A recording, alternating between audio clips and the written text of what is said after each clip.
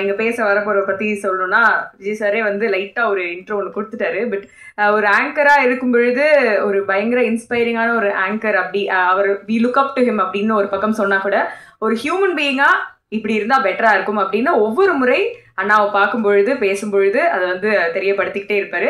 அண்ணாவா இருக்கிற இடத்துல அவரால் முடிஞ்ச பாசிட்டிவான எனர்ஜியை ஸ்ப்ரெட் பண்ணிக்கிட்டே இருக்காரு. இத்தனை வருஷமா ஈரோடு மகேஷ் அண்ணாவை பேச அழைக்கிறேன். தேங்க்யூமா, ரொம்ப நன்றி. ஒருத்தர் அடுத்தவங்களை மனசார பாராட்டுறதுக்குன்னே ஒரு மனசு வேணும், அது தாராக்கிறதுக்கு நன்றிமா. அனைவருக்கும் இனிமையான வணக்கங்கள். இந்த ஜென்மநட்சத்திரம் டீமுக்கு இது எப்படி முக்கியமான நாளோ எனக்கு ஒரு முக்கியமான நாள். ஏன்னா என்னுடைய நண்பர், என்னுடைய ஒரே நண்பர், 14 ஆண்டு கால நண்பர் தமன் அவர்கள் ஹீரோவாக பண்ணுற படம் ஜென்மநட்சத்திரம். அதனால எனக்கு ரொம்ப ரொம்ப முக்கியமான ஒரு படம். கேபிள் சங்கர் சார் பேசுகிறப்ப வாழ்த்த வயதில்லைன்னு சொன்னீங்க, அபத்தம். தயவு செஞ்சு இனிமேல் அந்த வார்த்தையை பயன்படுத்தாதீங்க. நானும் அறிவுடையன் சார், மீரா கதிரவன் சார்லாம் அந்த 3 பேரும் பேசி வருத்தப்பட்டோம், ஏன் அவர் இப்படி பேசிட்டார் அப்படின்னு. என் வாழ்க்கையில் வந்து முதல் முறையாக ஈரோடு மகேஷோட பிறந்த ஒரு தலைவாசல்னு சொன்ன தலைவாசல் விஜய் சாருக்கும் பரவாயில்ல சார், ஏன்னா நிறைய பேர் ஈரோடு மகேஷ்னு கூப்பிட்டு திரும்ப சொந்த ஊருமா அப்படி செத்துடலாமான் இருக்கு.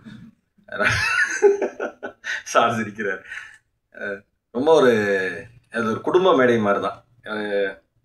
இந்த மைத்துன்னு சொன்னிச்சு ரக்ஷா வந்து, மைத்ரேயன் வந்து ஒரு கால் பண்ண எனக்கு சான்ஸ் கிடச்சிது அப்படின்னாரு. நான்லாம் மணிக்கு வந்து 5 வருஷமாக கால் பண்ணுறேன். அது காலாக மட்டும்தான் இருக்குது, கால் ஷீட்டாக இன்னும் மாறலை. அது இந்த மாதிரி இருக்குது. நான் சும்மா நல்ல மனசு உங்களுக்கு ஒன்றும் குறை வராது, சும்மா உதாரணத்துக்காக சொன்னேன். அந்த மாதிரி நல்ல மனுஷனாக இருக்கீங்க நீங்கள், அதுக்காக சிரிக்காதீங்க. அப்புறம்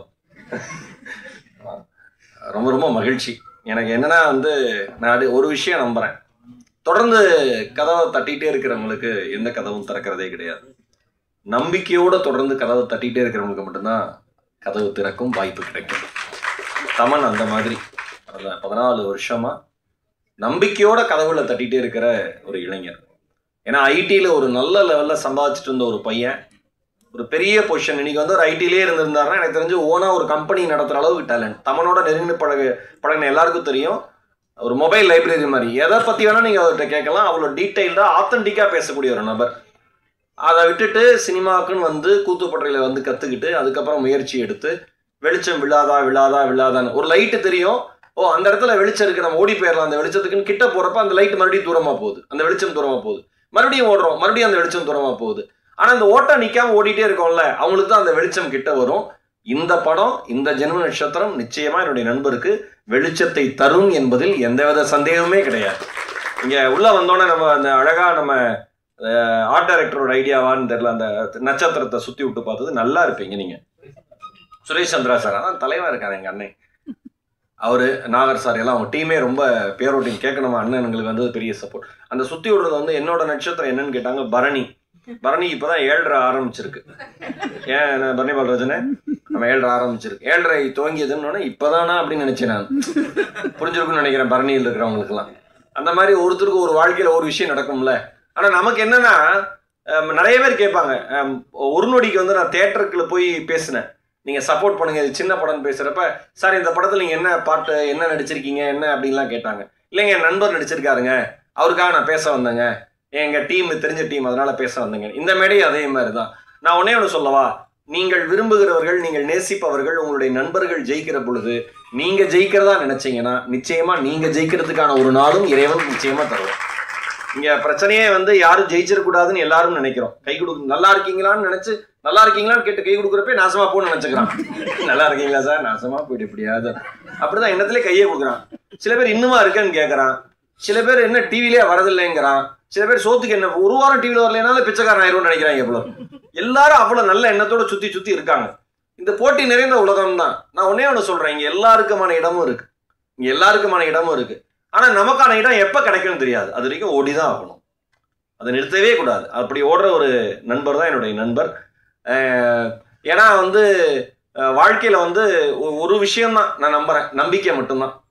இங்கே இருக்கிற எல்லா ப்ரெஸ் பீப்புள், நான் ஒரு நொடி படத்துக்கு வந்து ப்ரமோஷனுக்குன்னு எதுவுமே செலவு பண்ணல. உண்மை அதுதானே மணி, ப்ரமோஷன் எதுவுமே செலவு பண்ணல. அதுவே ஆர்கானிக்கா வந்து ஏதோ சோஷியல் மீடியாவில் இருக்கிறவங்க, யூடியூப்ல இருக்கிறவங்க, இன்ஸ்டாவில் இருக்கிறவங்களாம் படம் பார்த்துட்டு நல்லா இருக்கு போய் பாருங்கன்னு சொல்லி ரீச் ஆனது தான் அந்த படம். இப்போ 11 படத்துக்கும் அதே மாதிரி தான் சோஷியல் மீடியாவில் அவ்வளோ பெரிய ஆதரவு வந்து நண்பருக்கு ரீச் ஆயிருக்கு. பத்திரிகை, மீடியா, யூடியூபர், சோஷியல் மீடியா அத்தனை பேருக்கு ஒரே ஒரு வேண்டுகோள், நல்ல படத்துக்கு ஆதரவு தாங்க. நீங்கள் நியாயமாக எந்த கருத்துக்கள் சொன்னாலும் ஏற்றுக்கிறதுக்கு டீம் ரெடியாக இருக்கு. அதுதான் உண்மை. இன்றைய நாளுடைய கதாநாயகன் வந்து சஞ்சய் மாணிக்கம். எந்திரிப்பா. ஆமாம், ரொம்ப நேரம் எந்திரிப்பான். அவ்வளோ ஹைட்டாக இருக்கிறதுனால உட்காந்து எந்திரிக்கிறப்ப அவ்வளோ பெருசாக வந்துக்கிட்டே இருப்பான். ஒரு பேக் போட்டிருப்பான். இப்போ மலேசியா சுற்றி பார்க்க போகிற மாதிரியே ஒரு பேக்கை போட்டு, அது என்ன ரேசர்ப்பா?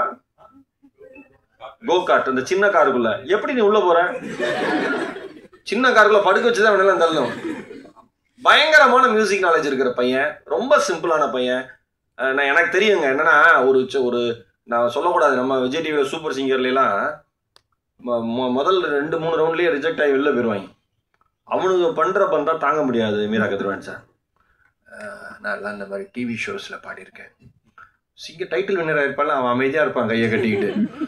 அப்படி இருக்கிற ஆட்டிடியூட் இருக்கிற மக்கள் மத்தியில் ரொம்ப ரொம்ப அன்பா எங்கேயாவது போனால், நான் உண்மையை ஓப்பனாக சொல்கிறேன், ஒரு மனுஷன் வந்து திறமை இருக்கிறதுனால ஜெயிக்க மாட்டான், தொடர்பு இருக்கிறதுனால ஜெயிக்க மாட்டான், பணம் இருக்கிறதுனால ஜெயிக்க மாட்டான், அவன் பண்புனால மட்டும்தான் ஜெயிப்பான். சஞ்சய் அந்த மாதிரி ஒரு பையன். ஆனால் இருக்கு நான் டீ வாங்கிட்டு வரேன் ஓடி போய், அதெல்லாம் யார் பண்ணுவா? பண்ணணும் என்ன அவசியம் முதல்ல?